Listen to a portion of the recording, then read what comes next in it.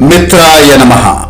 Thank you for being in the energy circles. Welcome to Energy Circles VSPTenneti channel. Please subscribe and forward the videos. If everything is predestined, then why go to an astrologer? Yes, nobody goes to an astrologer unless it is predestined. As simple as that. If you believe in destiny, this is the perspective. Even the astrologer should be destined to look into your horoscope. Honestly speaking, you need not buy a hand stick if you can very well walk without it. If you are destined to take the support, then you will. The basic truth is that no astrologer can change your fate. Whether you believe in astrology or not, it is clearly indicated in the horoscope. When an astrologer cannot change your fate, if there is a big calamity destined to occur in the near future, your horoscope will not allow you to go to an astrologer. If you are destined to meet a cranky fake astrologer, it is part of your destiny that you are further misguided. If you strongly believe in karma siddhanta, just remain a spectator and accept life as it comes. If Mars is badly placed in your horoscope, and if Guru, Jupiter, is well placed, you will be guided to a professional astrologer who could just indicate the probability of a miserable matrimonial relationship or a real estate transaction that could trouble you. Thus, the astrologer will guide you towards the pacification of the particular cluster of planets and a remedial pilgrimage which will protect you from falling into the pit. This relief too is destiny pre-written.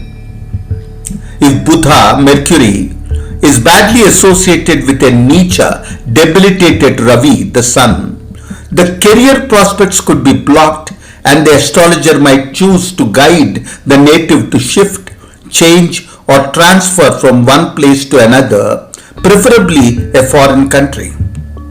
But if the native is passing through a rough phase, by the influence of the natal chart, he will not have the opportunity to go to an astrologer, or he may not believe in such stuff. This too is indeed the play of destiny. There are countless instances where the appointment with the astrologer is difficult to get. The appointment could be cancelled or postponed, or the remedies suggested might be unaffordable, or he may be diverted by a friend or relative to drop the idea. We are all human and our instincts take us to various moods and destinations, judgments and conclusions. Srimad Bhagavad Gita very clearly warns us not to panic in odd situations and resort to the dharma of karma, because he is the doer and the deed. But can we truly be blessed of such a wisdom? Can we become sthitaprajñas? Astrology is a powerful ancient shastra, but there could be many cranky, half-knowledged, exploiting astrologers, just as in any field and every field. Even a well-versed doctor does not assure success during critical operation. An experienced cook too might over-roast a dish, forget adding salt and mess up the recipe. The best archer too may fail to hit the target accurately every time.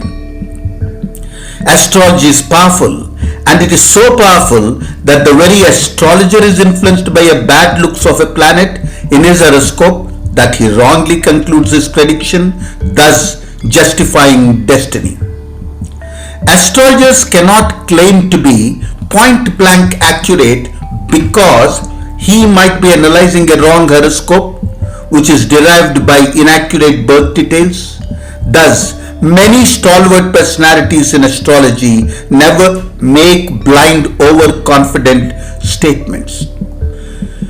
Reason why many gurus advise his sishyas to resort to Upasana Shakti and learn the art of humble communication if he wishes to succeed in astrological profession.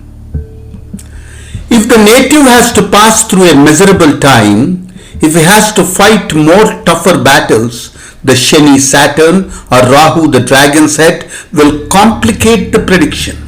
Keeping this in mind, a learned astrologer does not make challenging promises and overconfident predictions. He remains grounded.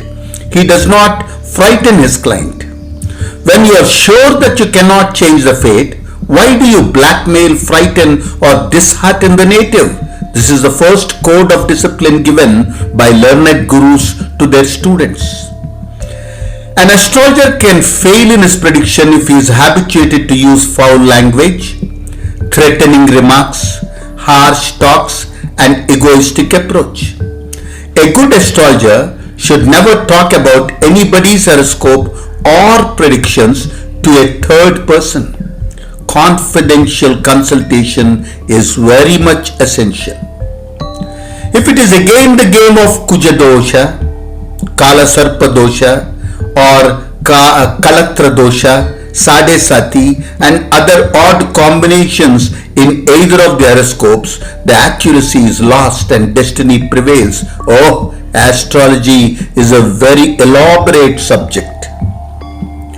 Imagine a father and a mother consulting an astrologer about the marriage of their daughter, and he is able to foresee marriage in a month or two, followed by loss of husband, a widowhood. How can the astrologer predict it?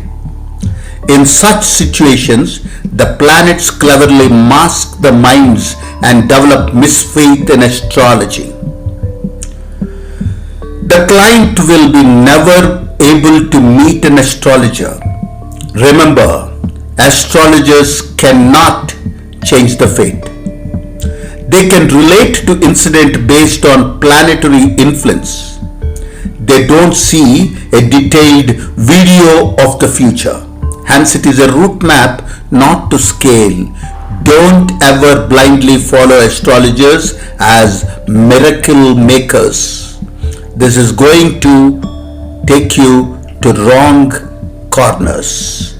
Digvijayi Bhava, Aditya Sakshi, Sampurna Raksha, Sarve Janaha, Sukhino Bhavantu, Lokas Samasta, Sukhino Bhavantu.